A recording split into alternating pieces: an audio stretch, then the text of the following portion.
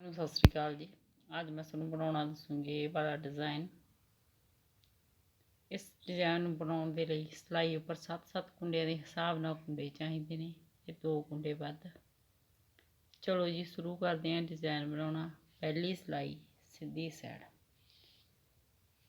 ਪਹਿਲਾ ਕੁੰਡਾ ਬੁਣੋ ਚਾਹੇ ਬਿਨਾ ਬੁਣਿਆ ਉਤਾਰੋ, ਤੁਹਾਡੀ ਆਪਣੀ ਮਰਜ਼ੀ ਹੈ, ਪਰ ਮੈਂ ਇਸ ਨੂੰ ਉਲਟਾ ਬੁਣੂੰਗੀ।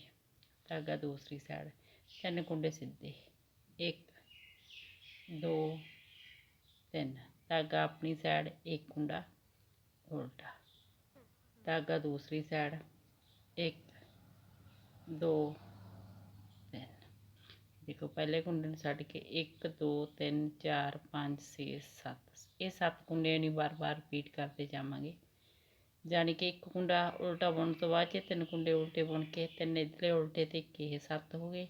3 कुंडे अगे सीधे बुनांगे, 1 2 3, धागा अपनी साइड 1 कुंडा उल्टा, धागा दूसरी साइड, 3 कुंडे इधरली साइड ते 3 कुंडे इधरली साइड ते, टोटल अपने को इत्थे 6 कुंडे सीधे हो जाएंगे।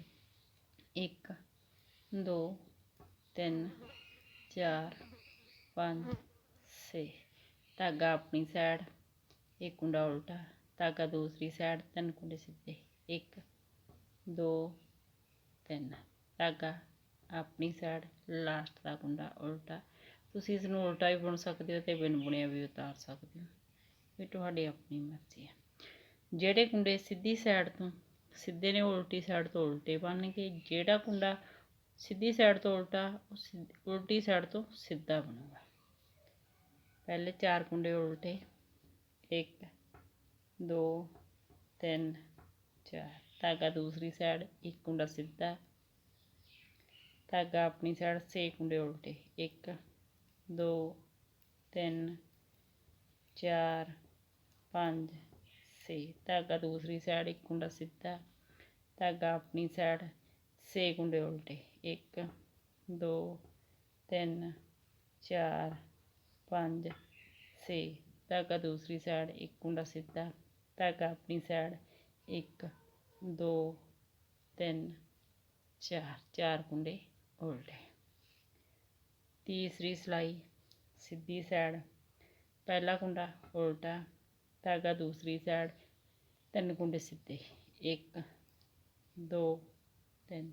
तीसरी सिलाई भी सेम पहली सिलाई की तरह बुनो, 1 कुंडा उल्टा, धागा दूसरी साइड 6 कुंडे सीधे, 1 2 3 4 5 6, धागा अपनी साइड 1 कुंडा उल्टा, धागा दूसरी साइड 6 कुंडे सीधे, 1 2 3 4 5 6, धागा अपनी साइड 1 कुंडा उल्टा, धागा दूसरी साइड 1 2 3 कुंडे उल्टे, धागा अपनी साइड लास्ट का कुंडा उल्टा।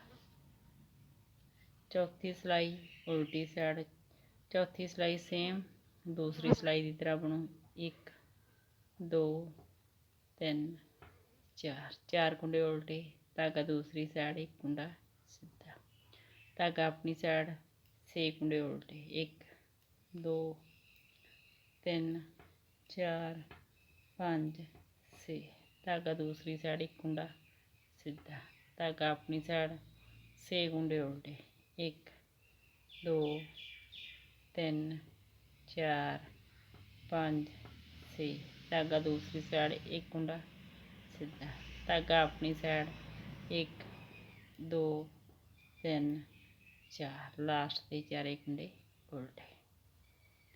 पंजवीं सिलाई सीधी साइड, पहला कुंडा उल्टा, धागा दूसरी साइड 1 2, 2 कुंडे सीधे बुनने तो बाद ये देखो जोड़ा उल्टा कुंडा है, ये चौथे हॉल च आना, 1 2 3 4, चौथे हॉल च आके इस तरह सिलाई पा के एक एक्स्ट्रा कुंडा बना लेना, तो इस कुंडे में इस तरह लूज रखना, 1 कुंडा सीधा,